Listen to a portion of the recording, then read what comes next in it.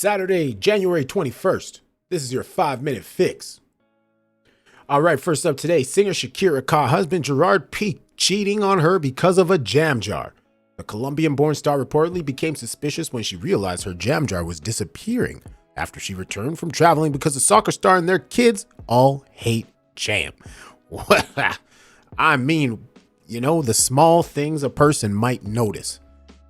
Shakira found evidence that her husband Gerard was cheating on her from her missing jam jar, according to a new report. The Colombian-born star reportedly became suspicious when she realized her jam jar was disappearing after she returned from traveling because the soccer star and their kids all hate jam.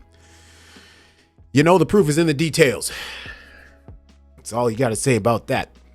The rest is history, as the former couple confirmed in a joint statement last June that they were separating after being together for 11 years, reports aceshowbiz.com. Shakira appears to allude to the cheating discovery in a music video. In the accompanying visuals for her and Raul Alejandro's single, Te Felicito, she can be seen opening a refrigerator, only to discover Raul's head on a platter. Following their split, Gerard has been publicly seen with his new girlfriend, Clara Chiamarti. A fan noticed that Clara was featured in a Zoom interview that Gerard did from back home in 2021. Following the revelation, Shakira was reportedly devastated to learn that this woman clearly felt at home in the house they shared with their children. At the time, the Hips Don't Lie singer was away traveling with their children when she conducted the Zoom interview. When he conducted the Zoom interview. They were very much still together at that time. It's devastating for her to learn that this affair had been going on for a lot longer than she imagined, an informant spilled. Their split has since turned nasty, with Shakira appearing to shade the Spanish athlete on her song, Shakira. BZRP Music Sessions, Volume 53. There you have it. Shakira, Gerard, the jam jar. Alec Baldwin to be charged with involuntary manslaughter in Rust movie set shooting. This is something that, we were hearing about during the course of 2022. And now it looks like we have charges laid. Obviously, does not mean that he is guilty. He's a very wealthy and powerful individual with lots of money. So we'll see how this goes. Alec Baldwin will be criminally charged by New Mexico prosecutors for the 2021 fatal shooting of cinematographer Helena Hutchins on the set of the film Rust, authorities said Thursday. Baldwin, the Emmy-winning star of 30 Rock and dozens of films, including The Hunt for Red October, shot the bullet that killed Hutchins. Baldwin said he didn't pull the trigger in an ABC interview. An FBI forensic report obtained by ABC News uncovered that despite Baldwin's denial, the gun could not have gone off without the trigger being pulled. That's an odd defense, You'd think that maybe perhaps he'd say, I pulled the trigger, but I had no idea the gun was loaded. It wasn't supposed to be loaded. I'm just doing what I'm supposed to do on the set. Anyways, Baldwin and the movie's armorer, Hannah Gutierrez-Reed, each will be charged with 2 counts of involuntary manslaughter. One of the involuntary manslaughter counts is one in which prosecutors will have to prove there is underlying negligence. Wow, hard for me to talk right now, prosecutors said. This is a 4th-degree felony that carries a sentence of up to 18 months in jail and a $5,000 fine. So, slap on the wrist, but until the case proceedings happen, until we hear a little bit more about what exactly went on, before the lawyers ask questions of people on the stand, can't really say much, I'd say. The second involuntary manslaughter charge is one for the commission of a lawful act, a more severe charge which requires proof that there was more than simple negligence involved in a death, prosecutors said.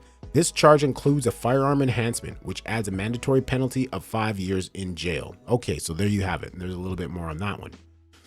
Baldwin and Gutierrez-Reed will be charged under a standard called charge in the alternative. If the case ends up going to trial, a jury will determine which of the 2 charges they're guilty of. Rust Assistant Director David Hall signed a plea deal for the charge of negligent use of a deadly weapon, resulting in a suspended sentence and 6 months of probation.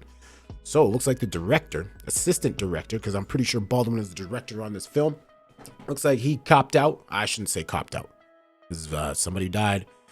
You'd hope it was an accident, but we won't know until we hear statements, all that good stuff. But looks like he got a plea deal. He'll have 6 months of probation. Who knows what his probationary restrictions may be. If any one of these three people, Alec Baldwin, Hannah Gutierrez, Reed, or David Halls, had done their job, Helena Hutchins would be alive today. It's that simple. Andrea Reed, the special prosecutor on the case, said in a statement Thursday, "The evidence clearly shows a pattern of criminal disregard for safety on the Rust film set." So, I mean, obviously, you guys have seen, probably more than likely have seen a lot about this, like I said, over the last 12 months as, well, maybe not 12 months, but whenever this happened, sometime last year. And it'll be interesting to see what happens here. Obviously, the family of Helena Hutchins wants justice, rightfully so. And we'll have to see exactly how things turn out. On to the tech world. Google announces that they will be laying off 12,000 workers. Sheesh. I don't know, but I wonder if it says in here what percentage of their workforce is, because we know that Amazon is laying off 18,000 people. Also in the same kind of category, their tech sales, that kind of stuff. It only equates to 1% of their workforce. Now, not to downplay that people are going to lose jobs. You never want to see somebody lose their job, but in the grand scamola of things, not that big for Amazon anyways. Key takeaways from this. Google has just announced they'll be laying off 12,000 people in 2023. Many other tech companies announced layoffs in 2022, and it looks like the trend is going to continue through 2023. Tech bubble bursted, baby. January has already seen the second highest number of layoffs in a month since Q3 2020, and there's still 11 days left to go in the month. Many tech companies in particular overhired during the pandemic lockdowns when online activity hit all-time highs around the world. That's fair. Very, very fair. Very true. And you know what? A lot of smart people work at these companies. I'm sure you'll see perhaps some startups come up out of this. Hopefully all these people can get new work, such like that. And hopefully this trend comes to an end soon. Like I said, you never want to see somebody get laid off or lose their job, unless they suck at it. According to layoffs.fyi, there have already been a total of 40,474 tech jobs cut in January 2023 from 151 different companies, other than November 2022, which saw 52,135 workers downsize. That's by far the largest monthly figure we've seen since the beginning of Q3 2020. And this doesn't include the 12,000 that Google just announced today. The list of downsizing companies includes many small startups who are feeling the pinch, but also a number of huge companies that very rarely send workers packing. Some of businesses with layoffs so far in 2023 include WeWork, Microsoft, Amazon, Stitch Fix, Salesforce, Vimeo, ByteDance, Teladoc Health, Riot Games, Hootsuite, Carvana, CoSchedule, Crypto.com, Coinbase, Thinkific, Critics, and of course, the Bird app. So yes, quite a few, as it says down here. Yeah, quite a few. Like I said, hopefully things will turn around. You never want to see somebody lose their job, but interesting enough, I thought so. And speaking of layoffs and shady business, Microsoft held an invite-only Sting concert for execs in Davos, Switzerland, the day before the company announced layoffs of 10,000 employees. Now, we can obviously say this is a little disturbing. You'd think that perhaps they could take the funds used in this concert, invite-only concert, which I'm sure these people didn't have to pay for, taking that and maybe save some of these jobs for these employees. Who knows? Microsoft executives experienced a private Sting performance in Davos on Tuesday. That's another thing. Executives.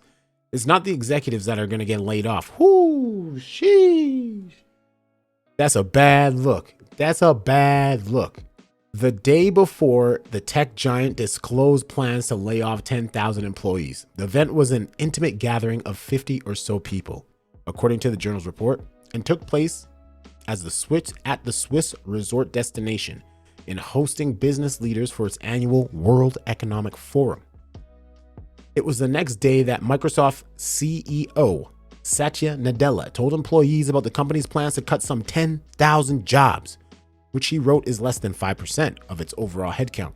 There you go again. Like I said, a small percentage, but sucks nonetheless. The senior leadership team and I are committed that as we go through this process, we will do so in the most thoughtful and transparent way possible, Nadella wrote in a blog post on Wednesday.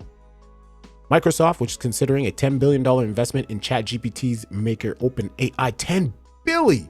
Bruh, could you imagine working your whole life, maybe not your whole life, but working for years on something, and then you get an investment of $10 billion into that? Oh my goodness.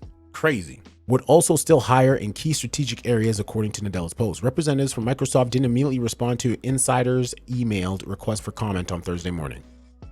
Pop stars have commanded handsome fees for private shows, with performers like Sting charging between $100,000 to $500,000 per virtual event during the early months.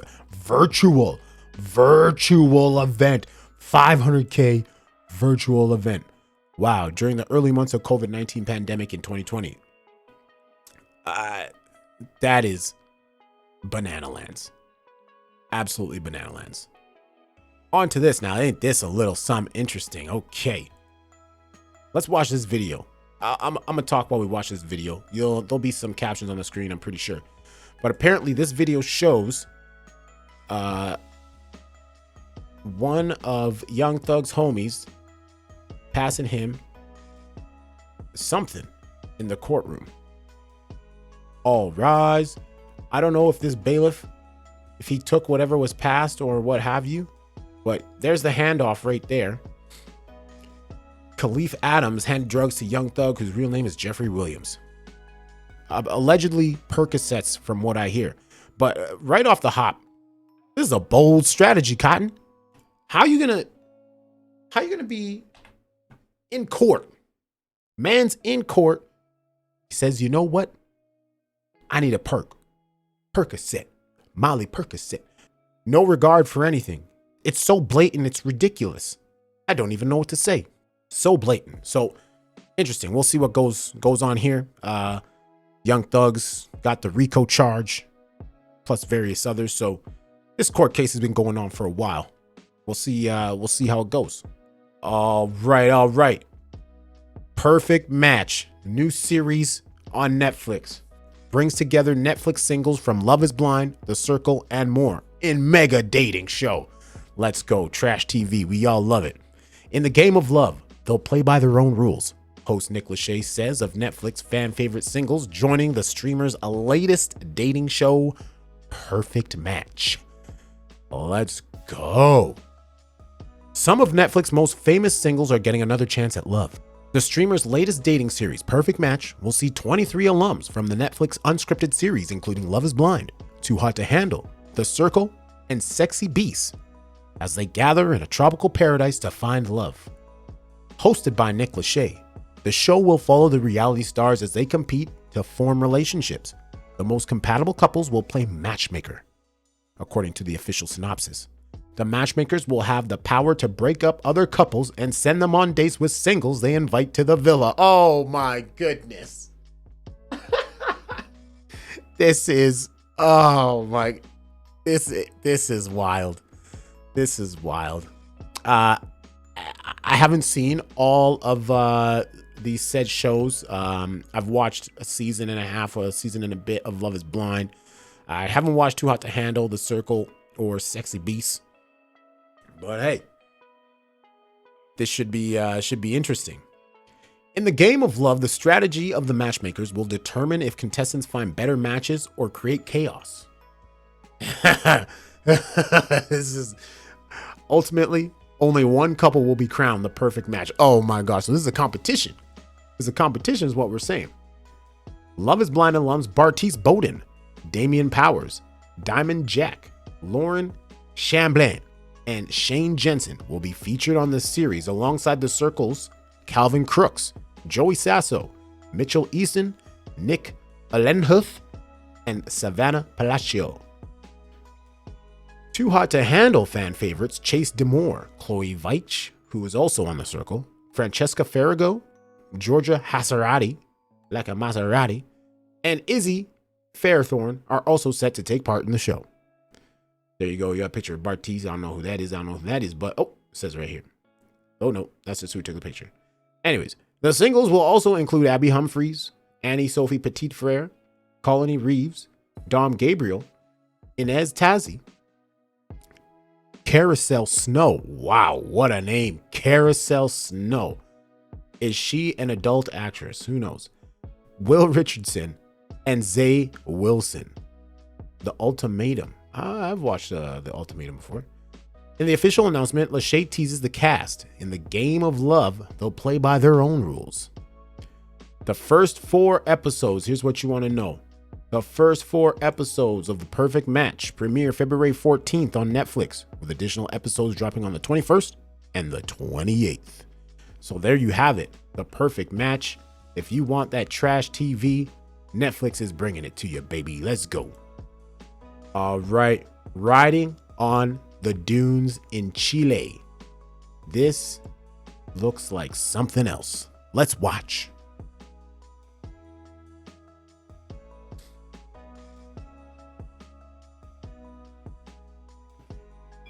This would be something.